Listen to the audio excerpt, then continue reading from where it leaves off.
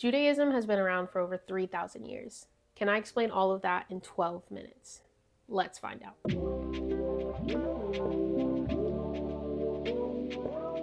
Hi everyone, my name is Rose and welcome to WanderBloom, a space where we get curious about the questions that help us expand our spirituality. This is our Religion 101 series, kind of like a bite-sized exploration of the different religious and spiritual traditions around the world. Each episode, we dive into one specific but very powerful question: what ignites a spirit? You know, that non-physical part of you that feels deeply connected to the world, to others, and to whatever feels like beyond to you. And today we're going to spend some time answering that question when it comes to Judaism. To get a feel for this very rich tradition, we're going to touch on 5 key areas that'll help us understand how people who follow Judaism connect with themselves, with others, and to the mystery that's beyond them. So take this video as the first step into understanding Judaism.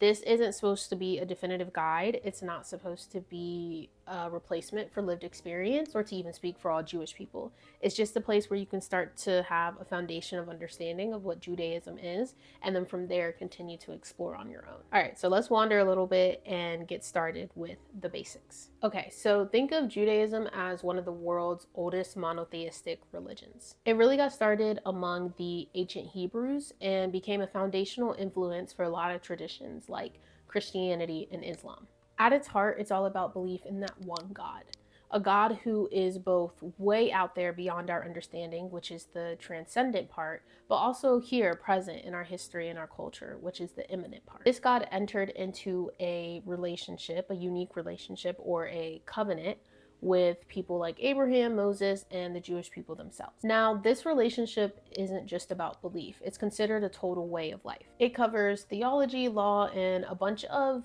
different cultural traditions, which is why Judaism is often seen as more than just a religion itself. It's seen as a people, a culture, a whole civilization, if you will. Their primary sacred text is called the Tanakh, or the Hebrew Bible, and the part that is considered the most sacred is called the Torah, or you may have heard it be referenced to as the 5 books of Moses. This is where you'll find the foundational stories and commandments that help guide Jewish life. While we often think of religion as this uniform theology, there's oftentimes a diversity in belief, not just in Judaism, but religions around the world. It might sit with you different, and that's okay. Many self-identified Jewish people might not necessarily hold on to the traditional concept of God or always practice the traditional religious observances that we are used to seeing within Judaism. For a lot of people, Jewish identity is wonderfully complex. It includes a lot of things like family history, culture, and then all in all shared practices. And following religious law, which is called halakha, is often seen as central to that identity. With that said, within Judaism today, there are so many different denominations. There's Orthodox Judaism, Conservative Judaism, and Reform Judaism. Depending on the denomination, the interpretations and the lived experiences might differ. So please keep that in mind as you're exploring Judaism. So Jewish history really begins with these early narratives about meeting divine presence within human experiences. The story from Genesis to Joshua tells about creation, moments of human rebellion, God's covenant with Abraham's family. I believe I said that right, covenant. And then also the creation of the Jewish community as a whole. This happened through big events like the Exodus from Egypt, which is when the Torah was revealed. This history is really marked by journeys. And there's a common theme of exile and return, this idea of being lost and then being able to find home again. These experiences still resonate deeply today. A pivotal, tough moment was the destruction of the Second Temple in 70 CE. After that, Jewish people were scattered into the exile once again, which created this huge diaspora across Europe, Africa, North Africa specifically, and the Middle East. During time away from their homeland, Rabbinic Judaism began to develop. Texts like the Talmud became super important. They acted as the foundation for Jewish law and a guidebook for Jewish life when the temple wasn't there. The focus at this point really shifted to study and prayer. Throughout the history of the diaspora, Jewish communities really interacted with the cultures around them, sometimes blending ideas, which is what we see in Hellenistic Judaism. But sadly, of course, they've also faced a lot of periods of persecution and genocides, most notably the Holocaust. In more recent times, the history of exile and return really shaped the narrative around Zionism and the creation of the State of Israel in 1948. It's important to remember that this is a topic that is really complex and has different perspectives even within the Jewish community themselves. With that said, I'm not going to dive into Zionism in this video because I want this video to stay grounded in the basics and the foundations of Judaism, but later on I will happily create a video about Zionism, the way it's taken shape, the influences it has around the world, and the different perspectives that we see today, both in the Jewish community and outside the Jewish community.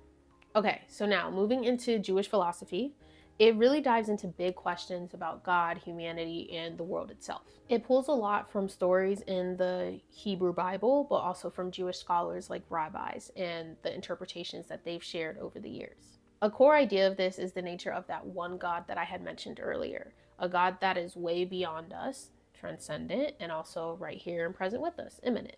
The covenant is a defining idea here. It sets up a unique relationship between God and Jewish people, and it comes with really special gifts, but also really significant responsibilities.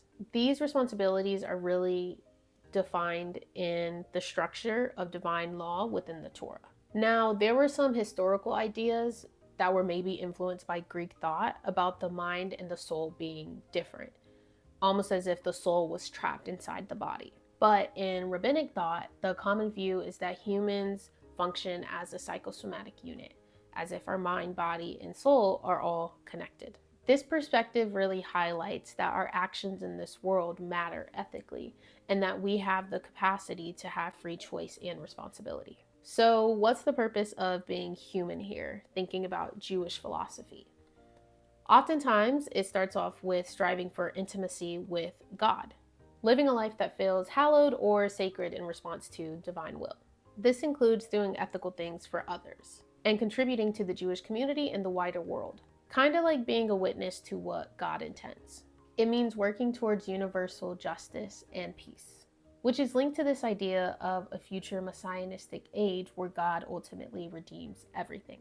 And when we look at Jewish identity today, it's seen as this thoughtful, active process of constructing who you are, being really aware of yourself and having agency in that journey. Contemporary research today even uses metaphors as being a seeker, so going on that personal exploration, and also growing within or outside of the communal bubble. I also feel like this is a really good time for me to stop and let you guys know that any research that I do for these videos, I'll make sure to keep the sources in the description below. So if you want to learn more about Judaism, or if you want to see any research that I'm talking about, just look in the description below and then you should be able to see all the links to the sources that I used.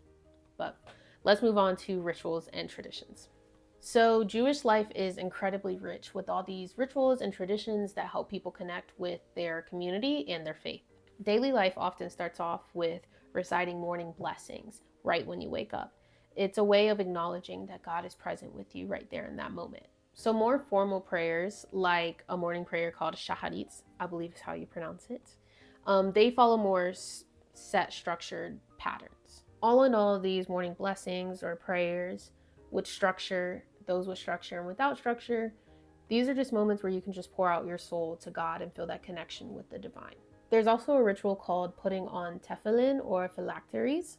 It's a physical metaphor that is meant to bind your actions, your emotions, which is represented by your heart, and your thoughts, which is represented by your mind, in service to God and humanity.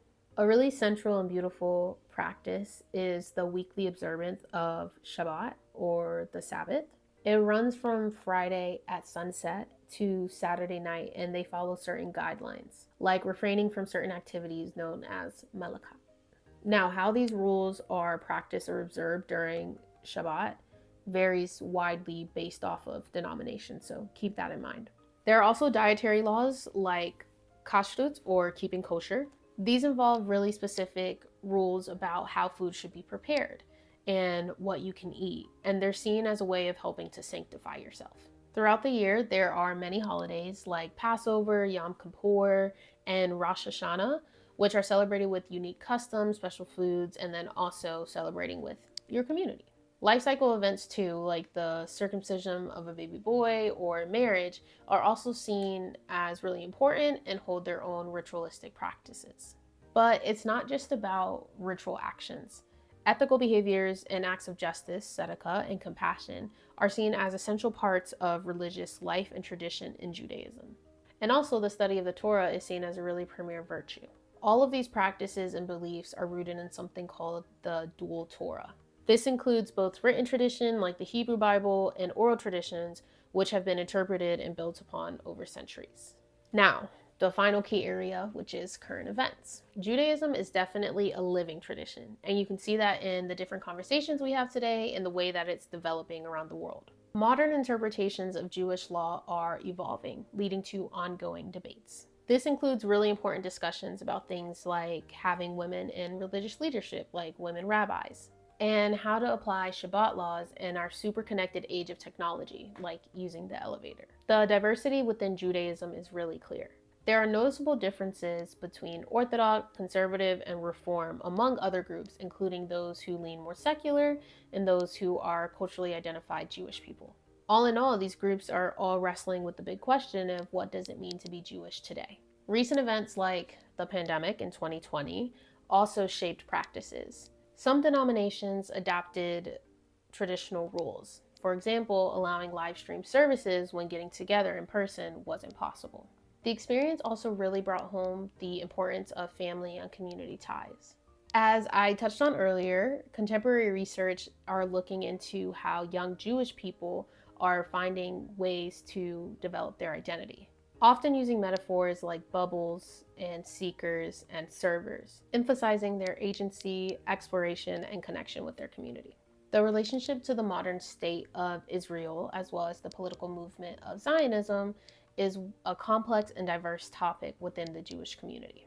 There are varying levels of support and also different views on what it means for the Jewish identity today and for the wider world. And discussions around identity include topics like the experiences and definitions of Jewish people of color. So, all this ongoing evolution and internal diversity just shows us that Judaism isn't static, it's a living tradition, constantly interpreting its ancient wisdom with the complex world of today. All right, so now we've covered the basics of Judaism. Hopefully, I did that in 12 minutes. I don't know. I will know after I edit this, but I feel like I got that in under 12. But let's move on to a reflective aspect and a really important aspect for me as someone who loves studying different religions and spiritualities, which is answering the question, what ignites a spirit? As we explore here on WanderBloom, I see spirituality as this deeply personal, evolving journey of seeking connections. It's about finding meaning with others, with ourselves, and with that which is beyond, whether you call it the divine, nature, a mystery, the universe, whatever it is.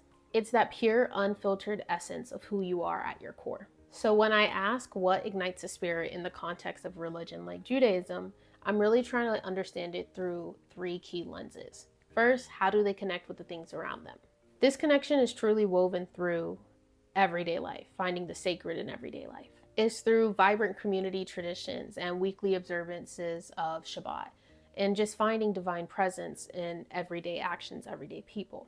But a huge part of it is also ethical action and responsibility to yourself, your community, and the world around you. These are more concrete acts like caring for the vulnerable, or practicing hospitality, or striving for peace within your community or your family.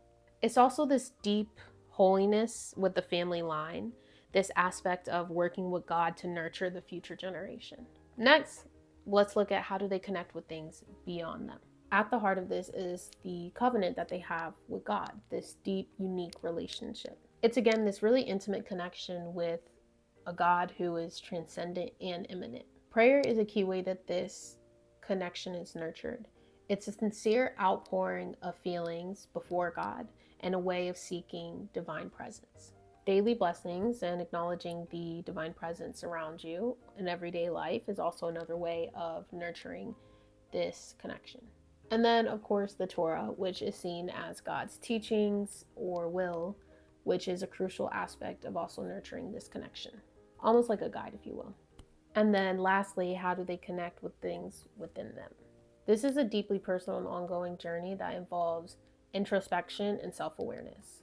Ethical responsibility is seen as an internal obligation, with the understanding that humans have free ethical choice and are accountable for their actions. A vital part of this is the personal exploration of identity and inner truth, which happens especially as someone matures.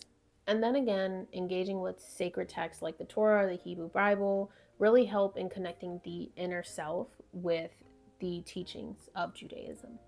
Okay, so with those three key lenses in mind, we can finally answer the question, what ignites a spirit in the context of Judaism? In Judaism, the spirit is ignited through connection with the world around them, through community rituals like Shabbat and ethical living, with the mystery beyond them through covenantal relationship with the transcendent yet immanent God, and with the truth within them through introspective practices, ethical responsibility, and personal exploration of identity. So today we took a wander through some of the ways that Judaism fosters connections with themselves, others, and that which is beyond them. And all of that helped us understand the fire that really drives their spiritual devotion. If you found this episode insightful, please feel free to leave a comment down below. Let me know your thoughts or any questions you may have or key takeaways that you took from the video. And then if I misspoke or misunderstood something, there is a feedback link in the description that you can click on to let me know. Your input is helping us build a more pluralistic community here at WanderBloom, which in turn is helping us build a more pluralistic society. And remember, pluralism isn't about diversity. It's not about the numbers of how many people show up. It's about the diversity and then using that diversity to actively engage across differences, across community lines and identities. So if you want to learn more about pluralism, I'll have a link below to Interfaith America. They do a really good job explaining pluralism, and you have a lot of opportunities to take certain courses on interfaith work, interreligious engagement, so on and so forth. So just look below. All right, with that said, thank you for watching WanderBloom. Keep exploring, reflecting, and discovering what ignites your spirit.